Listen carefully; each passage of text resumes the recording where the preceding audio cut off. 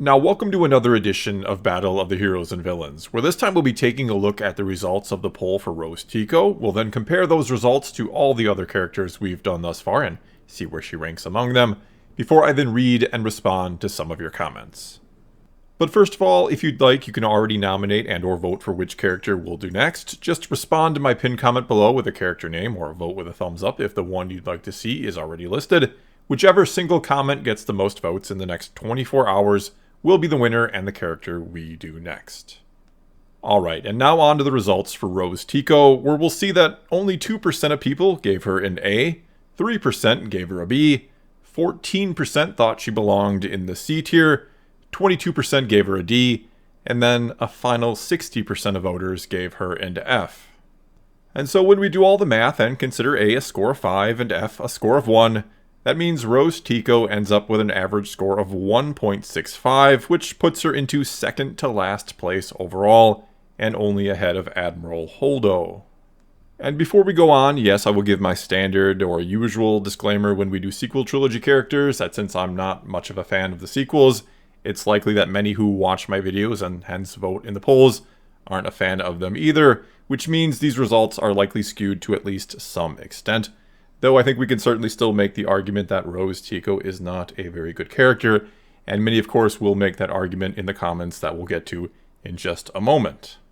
But first, let me quickly once again say thank you to everyone who does indeed vote, comment, and watches the videos. It is all greatly appreciated, and once again a big thank you to all my patrons. I don't thank you guys enough for all the support, and if you're interested in becoming one, there is a link in the description below. It gets you access to my Discord server, where we're always talking some Star Wars.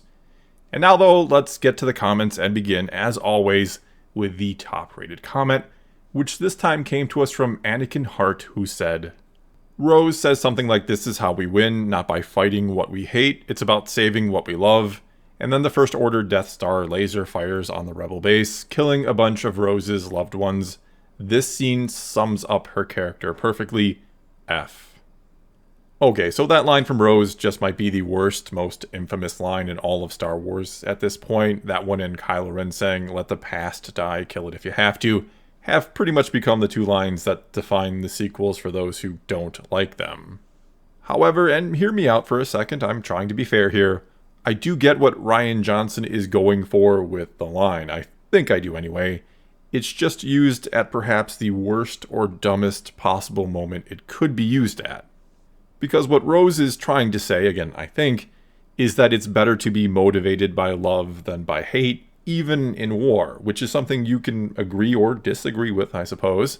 But basically she's saying it's better to protect and defend what you care about than it is to be the aggressor or attack what you hate, which is very similar to what Yoda says in The Empire Strikes Back, that Jedi use the Force for knowledge and defense, never attack. And that's arguably one of the better lines in all of Star Wars and sums up the Jedi or their philosophy quite well.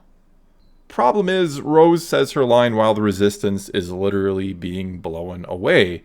And, yeah, you're not going to win a war if you choose to save the guy you apparently have a crush on over saving the entire Resistance, or what's left of it at this point.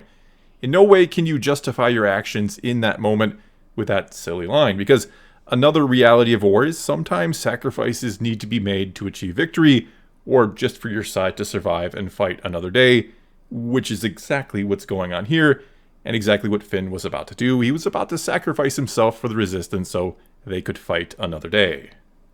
And in general, in no way does it make sense to just save one person over saving the many, or everyone in this case. Unless that one person you're saving can maybe single-handedly win the war for you, which Finn, of course, cannot. And it was actually a very selfish thing for Rose to do, and forgive me for comparing it to this, but she makes the same sort of bad choice or mistake that Luke makes in The Empire Strikes Back. In that case, Luke abandons his training, which can eventually or ultimately would help the greater good by defeating the Empire, in theory at least, and he does it in order to go and save a couple of his friends. And Rose, again, chooses to save Finn over allowing him to save everyone else. The big difference is that Luke learns from his mistake, while Rose says a cringy line to try and justify it. Okay, and next up here we have this comment from Mojo Gaming 2004 who said, "I hate the character a lot, she's an F tier. but I feel so bad for Kelly Marie Tran. She didn't deserve any of the hate she got. Okay, so first of all, and this should go without saying, and once upon a time maybe it did, but I agree that Kelly Marie Tran deserves no hate for Rose Tico. She did the best she could with a poorly written character. Now, if the writing had been solid and she botched the performance, then sure, we can critique her for that. The same way we critique any and pretty much every actor on their performance, good or bad. Heck, we even give out awards for terrific performances, so clearly this is something we are and should be okay with. Anyway, probably the most interesting takeaway from this poll is that despite 60% of people rating the character an F and another 22% giving her a D, which means over 4/5 of voters thought she was a pretty bad character, there was no hate in the comments for Kelly Marie Tran. Virtually none. Quite the opposite, actually. Many comments either flat out supported her or said something similar to what this comment here had said, that she didn't deserve the hate, and these were some of the most popular and thumbs up comments there were. And mind you, this is all coming from a channel and or community that many would call toxic. There are certainly plenty of people out there who think I am a blight upon the Star Wars community because I don't like the sequels and have talked extensively about the reasons why, even though I've always tried to do it in a respectful way. As I've said a million times before, I'm fine with people who enjoy the sequels. I have no ill will towards them or against them, and I'm glad they enjoyed the film. I genuinely think it's cool or great that there are people who got enjoyment out of those films. And I'm not here to take that enjoyment away from them. I'm just here to give you my own take, which you certainly do not have to agree with. Anyway, there's no doubt Kelly Marie Tran got some hate online from people. I don't think anyone's trying to argue against that. I just don't know how much she actually got and where it actually came from. Now, we're told she was bombed with horrible comments for months on social media, and then she quit because of it. But honestly, I haven't seen a whole lot of evidence to back that up. There aren't tons and tons of screenshots out there of horrible things being said to her. And of those that do exist, it's not like they have hundreds or thousands of likes and shares. At most, they have a handful of them. And again, to be clear, because some people want to misconstrue what I'm trying to say here, she didn't deserve any of it. And in a perfect world, she shouldn't or wouldn't have to deal with any of it. But this isn't a perfect world, never will be, unfortunately. And there are bad and cruel people in this world that will take to social media and go after people because, well, I don't know why. I don't know what they get out of hurting other people. Maybe it's some sort of perverse sense of satisfaction that they can make somebody miserable.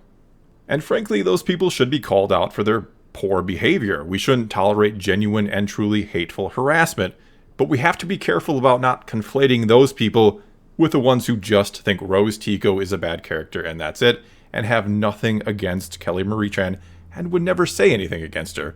We have to stop purposely conflating things for the sake of pushing a narrative, to do anything from promote an agenda or to just get clicks and views on your article or video. Basically, we need to look at the actions of the individual instead of just labeling large groups of people, because somehow we got to the point where some out there really do believe that pretty much everyone who doesn't like the sequels and is bold enough to say it, or maybe I should say The Last Jedi in particular, is a horrible person who would happily take to social media to attack Kelly Marie Tran, which, as these results and the comments that go with them show, is just baseless and utterly ridiculous. Alright, let's move on from that and get to this comment now from Christine Hoff, who said, "I'm an author. Rose has no purpose except to prop up Finn. My editor would have red-penned her out of my book so fast and left me with a lecture on developing characters for better storytelling." Then there's also this comment from Brandon Allmiller, who said, "No disrespect to Kelly Marie Tran, but Rose Tico was written so badly that at times it's almost comedic.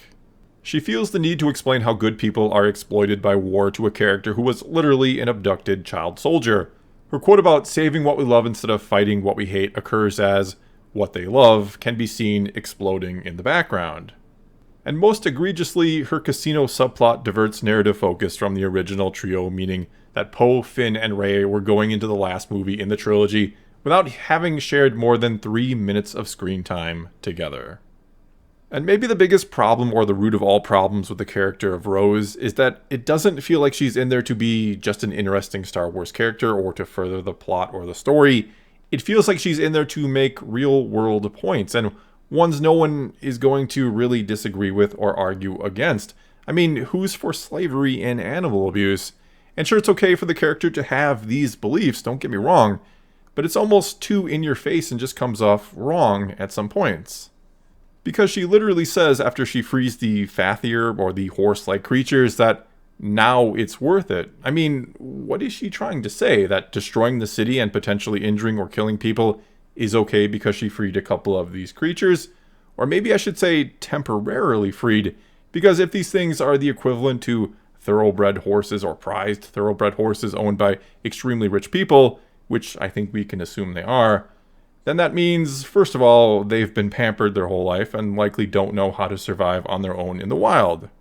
And let's just forget the fact that they're not native to this planet, and that the planet they're on, according to the lore, is actually one big giant wasteland or desert, and that Canto Bight is basically like Las Vegas. It's a lone oasis in the middle of nothing and nowhere.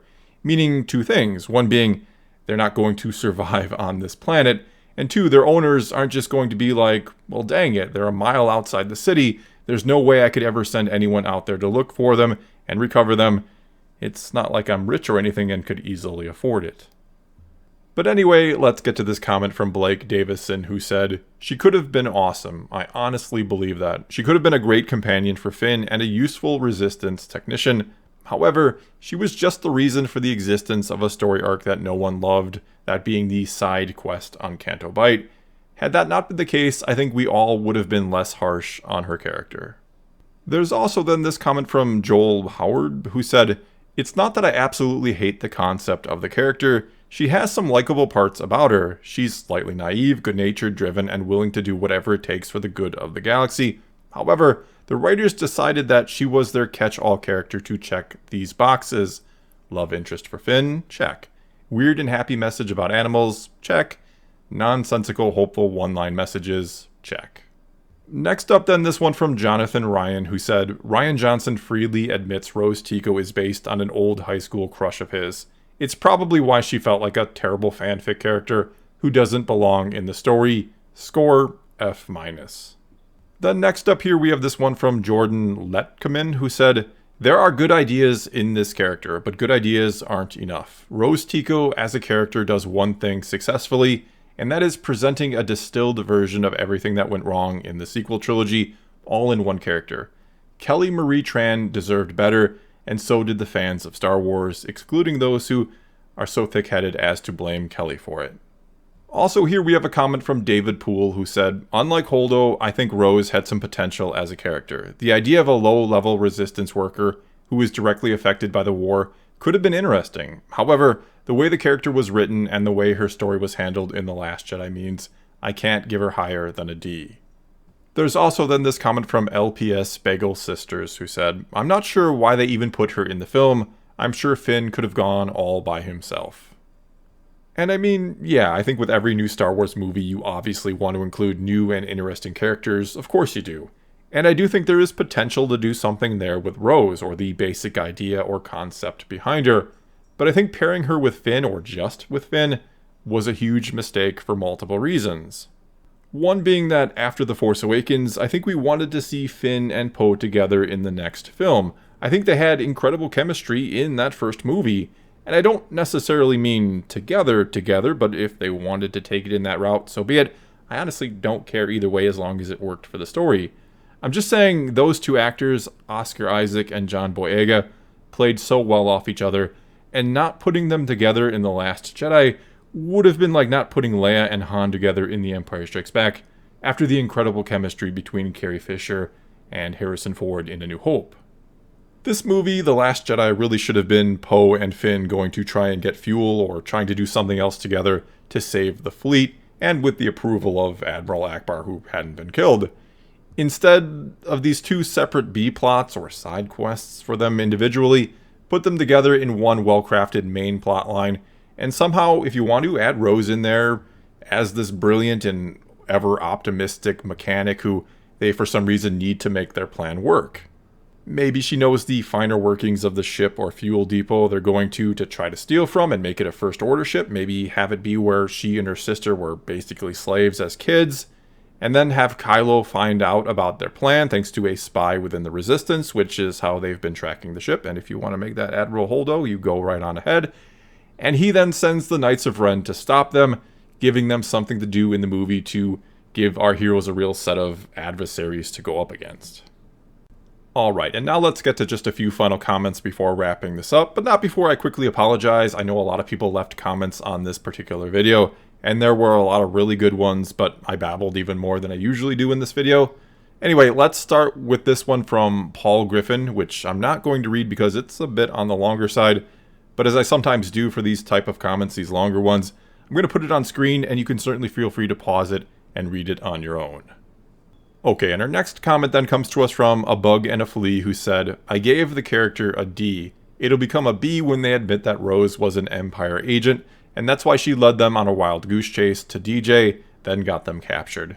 Tico is also why the Empire was able to track the rebel ships. Then we have this comment from General Zod, who said, her sister died to save her life fighting what they hated. A character arc that makes anti-sense is bad.